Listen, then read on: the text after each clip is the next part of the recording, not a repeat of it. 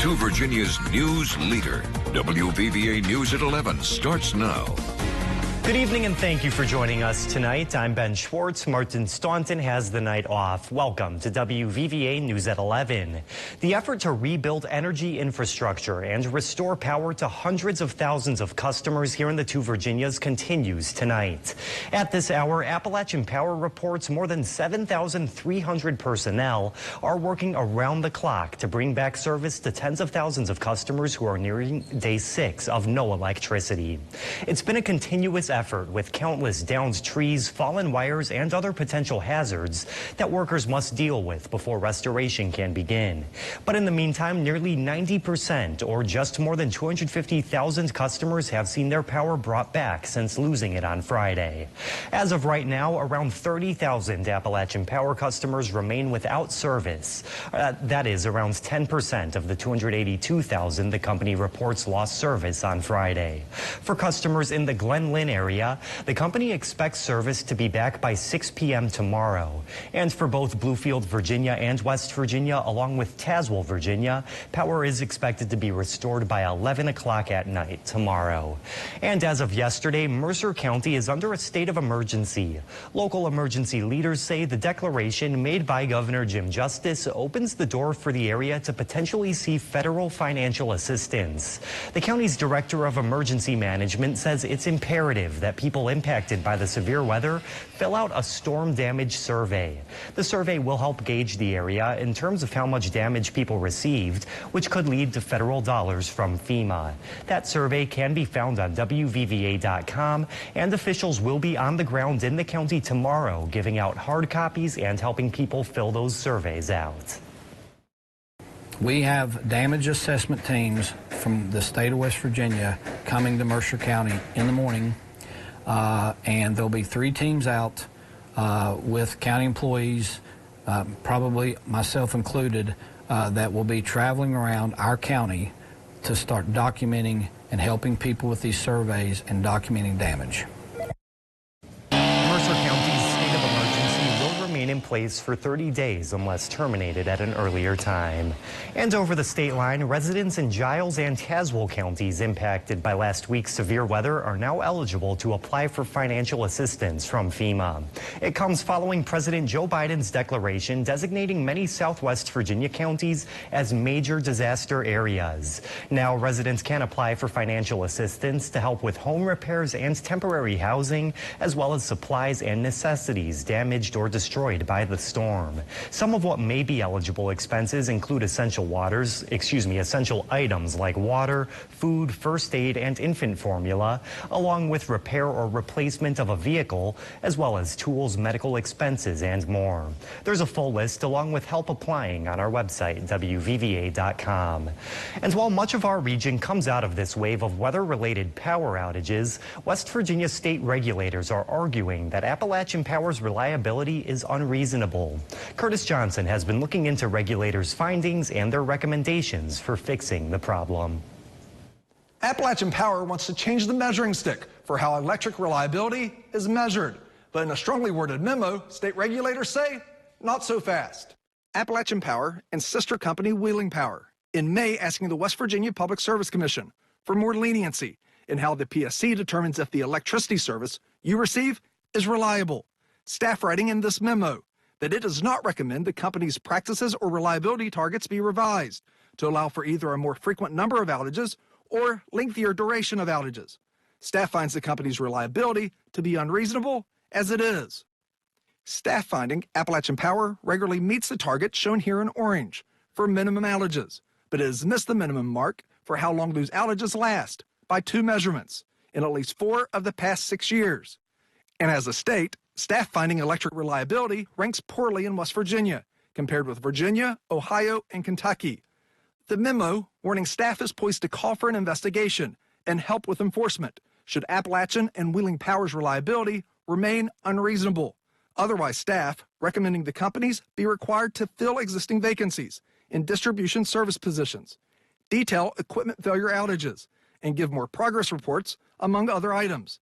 The companies in their initial petition spelled out a plan for improvement that includes increased inspections and new ways to clear vegetation. I reached out to the companies for comment, but received no response.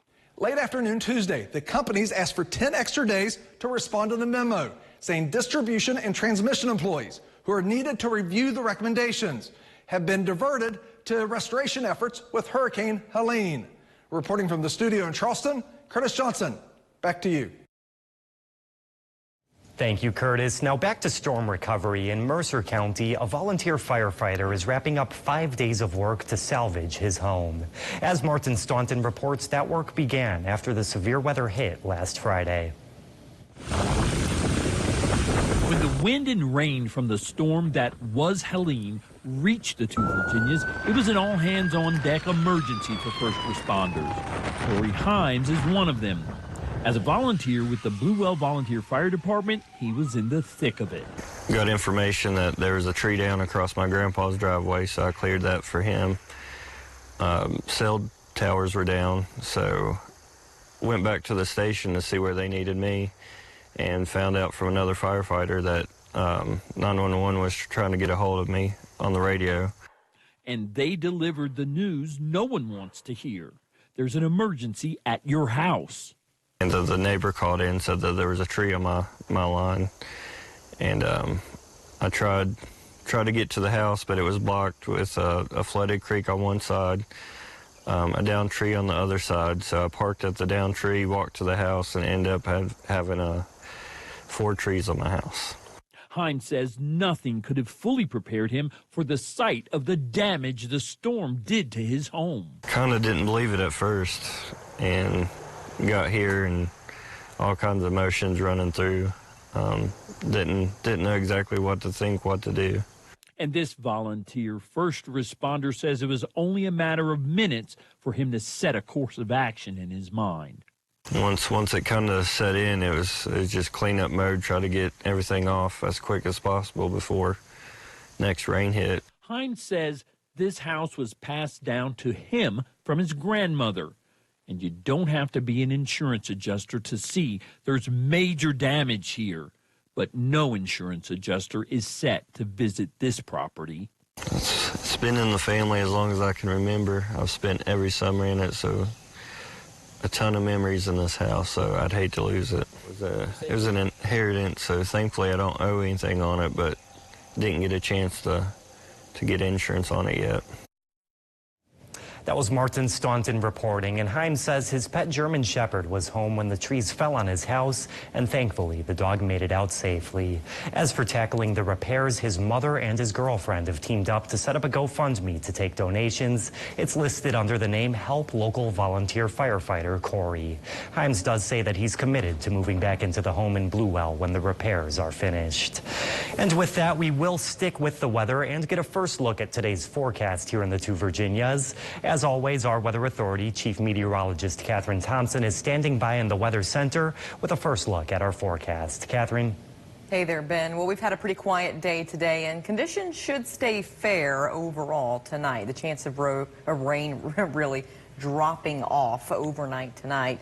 We do have some fog that will be developing. We've seen it at times on our Bluefield camera, sometimes thicker, sometimes okay, but it will get kind of dense, especially in those valleys and river valleys overnight as temperatures continue to cool down. So take it easy on the roads late tonight, early tomorrow morning. Most of us right now are in the upper 50s, low 60s. We're going to continue to drop a bit more, so with that cool air, that's how you'll have that fog develop too.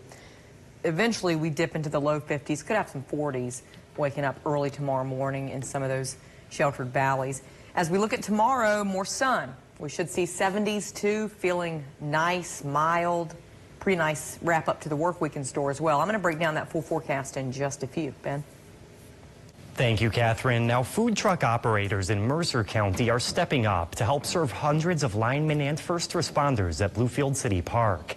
Earlier today, they're members of the Bluefield Economic Development Authority's Food Truck Incubator Program. And for owners Rachel Neely and Christina Mays of Just Roll With It LLC, today they served hamburgers and hot dogs for all of those keeping the community safe, along with the men and women working hard to restore the area's power. The food today was sponsored by Cox Security and Berkshire Hathaway Four Seasons. And the Just Roll With It food truck will be at the Liberty High School parade tomorrow evening. Moving out of our region now, Hurricane Helene hit Florida, Georgia, Tennessee, and North Carolina hard. Hundreds of roads remain closed and several towns are still isolated. All of this while one of the biggest response hurdles remains decimated power and communication grids. Recovery efforts are at a crucial stage as Helene's death toll across the southeast creeps up. At last check, at least 189 people were reported dead, and that number is expected to climb in the days ahead. Sherelle Hubbard has more. The worst of Hurricane Helene may still be untold.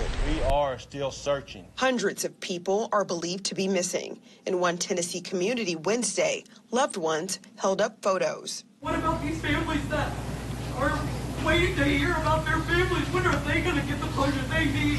Anxiously awaiting status updates on their loved ones. We are trying our best to bring answers and closure to families about their loved ones. More than 4,500 federal personnel are helping in recovery efforts in hard-struck areas. FEMA says the terrain in some areas may complicate recovery efforts. As we look at the infrastructure damages to water, to the cell lines, to power, the ability to get those turned back on is going to be complicated just by the way Appalachia is configured. With many failed roads, many crucial supplies are being delivered by airdrop, and in some cases, mule train. Wednesday afternoon, Vice President Kamala Harris toured debris in Augusta, Georgia. There's a lot of work that's going to need to happen over the coming days, weeks, and months. Also Wednesday, President Joe Biden finally getting a first-hand look at the cataclysmic conditions left in Helene's wake in western North Carolina. He pledged every available resource to assist in the recovery efforts. The United States, the nation, has your back. The nation has your back. We're not leaving your back on your feet completely. I'm Sherelle Hubbard reporting. Now, President Biden also activated up to 1,000 active duty soldiers to help speed up delivery of crucial aid into parts of North Carolina. Now, stick around. After the break, Chief Meteorologist Catherine Thompson has our full look at the forecast.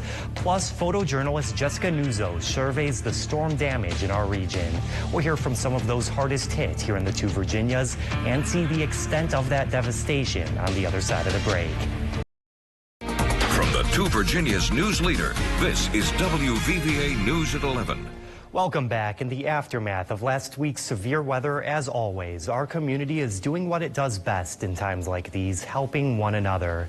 But as that work continues, our photojournalist Jessica Nuzzo is sharing a closer look at the devastation many people are facing.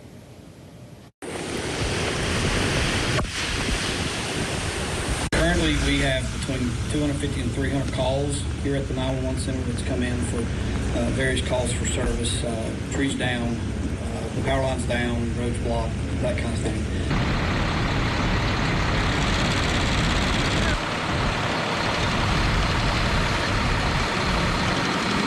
AEP, West Virginia Forestry, local fire departments are out trying to remove this stuff. The problem is we continue to see these bands of heavy wind and precipitation. And when that happens, we have to pull those crews out and away from those areas. We have a lot of trees on homes in our county right now, okay? So far, there's not been any injuries reported. There's not been any fatalities that I'm aware of in our county due to this. And then next thing I came out the door and just seen that tree. Oh my God, went got over there screaming for her. Had to get the ladder to get her out. You said the tree landed right on her bedroom? Yes, as you see. It collapsed the whole bedroom. Our 911 crew has just been amazing. I just want to say a big thank you to them. They've been coming in and working. But more than anything, thank you to Mercer County citizens. Continue to be resilient. We're getting there, and just give us some time.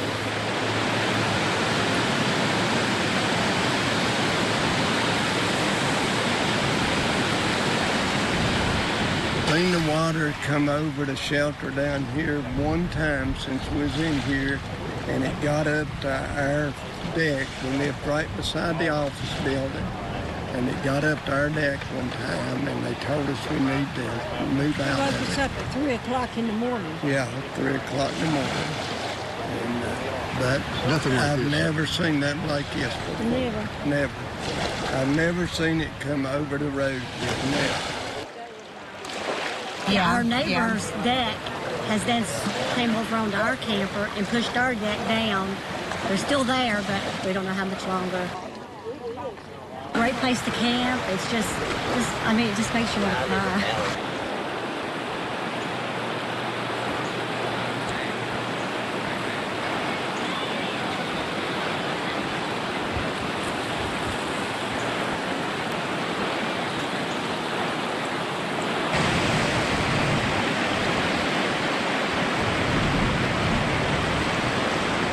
Those viewers that may remember when Hurricane Hugo went through here back in '89, this storm has created far more damage than what Hurricane Hugo did.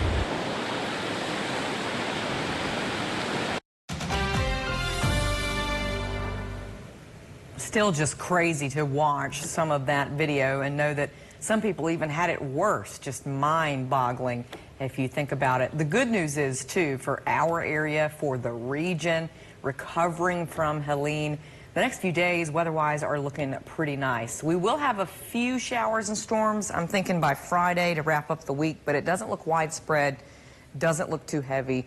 Today was a decent day too. Tomorrow looks drier, and we've been pretty comfortable temperature-wise too, so pretty good weather today and tomorrow for those power crews, the tree crews to just get to work. I will say, I was out and about today a lot, and every time I went out somewhere, every time I was driving somewhere, I was driving past a power truck or someone trying to figure out the tree situation. So they are out there working, guys. They are working hard.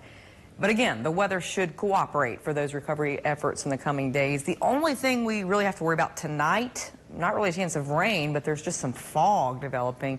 You can see that on our Bluefield camera. So take it easy late tonight, early tomorrow morning. That fog could get rather dense. Remember, don't turn the high beams on in fog. That's just going to make it worse. That reflects all of that moisture, and it just makes a bigger glare. But the regular headlights, that's all you need in the fog. Temperatures tonight are dropping. Most of us in the 50s and low 60s now. Will continue to cool off, hitting the low to mid 50s for most tonight. With these calm winds, too, we're also going to be, again, seeing that fog develop, especially in those coolest valleys, those deepest sheltered valleys. We could have some places in the upper 40s waking up tomorrow morning as well. Let's take a look at Futurecast, though, because, again, it's a nice evening. Otherwise, we're dry, cool. Tomorrow looking to bring more sun, and temperatures tomorrow should hit the 70s. So it's going to be a pretty nice, pleasant day. Again, still good to get out and about. If you're doing any storm cleanup tomorrow, you're looking good. Now, as we head into the end of the week, I will say that just since I came in this afternoon, models have showed a little bit more activity than what we were originally seeing for Friday. So I do think we could have some showers, maybe even a rumble of thunder try to pop up. We've got a weak front trying to come in on Friday, but it still doesn't look to pose a risk of flooding or severe weather or anything like that. As of right now, we'll just continue to track that system tomorrow. It's associated with a cold front. We've got this weak one that worked through today, not doing much for us. And then the second one comes in Friday, might bring a little bit more rain with it, but it's still not looking like, again, a widespread, huge deal. Now, watching the tropics, too, we actually have a brand new storm out there. First, we've got Kirk, but Leslie also formed today. Neither of these storms are threats to us, and the one in the Gulf is looking weaker and weaker. So that also not a threat to us. It's just disorganized low pressure there. The chance of rain stays pretty limited for a while. Next week, looking cooler. We'll be in the 60s. Could have some lows in the 30s and 40s next week. Ben? Sports is... It's Wednesday, so you know what that means. It's time to announce our game of the week for the 6th edition now of Football Friday this year, as two top 7 teams in their respective classes will battle it out in Oak Hill. This Friday night is Independence Patriots will take on the Oak Hill Red Devils. It'll be the 27th time these schools face off. But last year, the Red Devils got the upper hand over the Patriots, winning by 1, 27-26. You'll hear from both teams tomorrow, and I'll be live from Oak Hill Friday to break down this game just a little further. Over to West Virginia Tees is after regional play on Monday. We'll have 3 teams in Wheeling on October 8th through 9th for the 36-hole state tournament, as the Greenbrier East Spartans, although finished as regional runners-up in AAA Region 3, still make it to the state tournament, while the Shady Spring Tigers won their regional in AA Region 3, and so did the Midland Trail Patriots in Single A Region 3. And then, including those teams, we'll have 4 individual golfers competing for a state championship, starting in AA, as Josh Lafferty from Liberty and Hunter Moore from Independence will make the trip up to Wheeling. And in Single A, Andrew Adair from Riverview and a state runner-up from last year, and Rocky Fry from Montcalm will both look to claim state championship glory.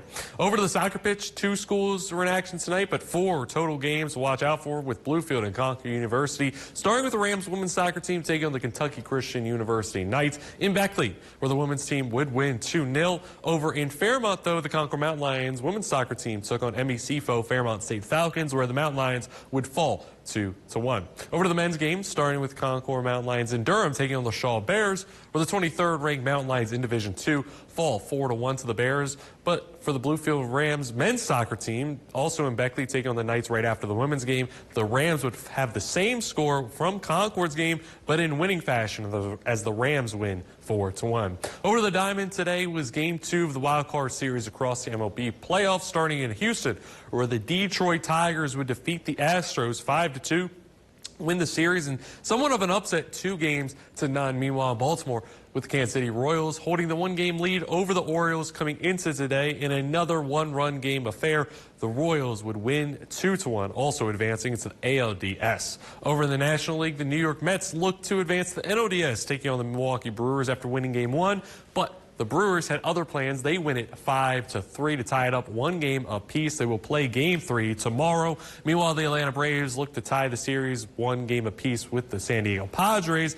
But the Padres go on to win just a second ago, 5-4, advancing to the NLDS. And before we go, the postponed game for the Richlands Blue Tornado against the Lebanon Pioneers from last week will now be played this Tuesday, October 8th at 7 p.m. in Ranchlands. As that will do it for sports, Chief Meteorologist Catherine Thompson has one final look at your forecast when we return. Welcome back, everyone. A final look at the forecast. Temperatures tonight in the 50s for most. We will have some 40s, I'm thinking, too, though, waking up tomorrow morning. A little bit of fog developing overnight, so be careful out there. It can get kind of thick, but other than that, we look pretty quiet overnight. Tomorrow, too, we look quiet. Nice weather tomorrow. We should be in the 70s, plenty of sun, not as humid, high pressure in control. Just a really nice day tomorrow. Friday, too, looking, well, I won't say completely dry, but we will have some isolated rain. It doesn't look like a washout, far from that, but we will see some hit or miss showers, maybe a rumble of thunder Friday, maybe afternoon or evening. So we'll have to watch that for those games, but we do look drier through the weekend, still warm through the weekend. Next week, a bit cool, nice, crisp fall weather. I'm thinking, get your pumpkin lattes out. Look at Monday night, Tuesday night, Wednesday night, 30s and 40s on tap for those lows.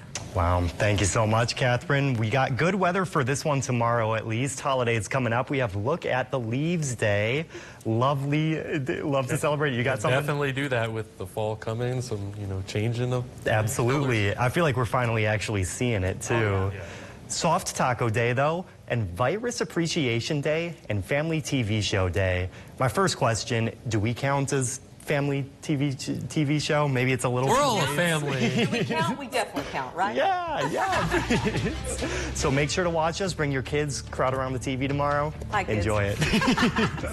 But thank you so much, everyone, for tuning in. We hope you do have a great day tomorrow. And tune back in. We'll be right here with you. Have a great night.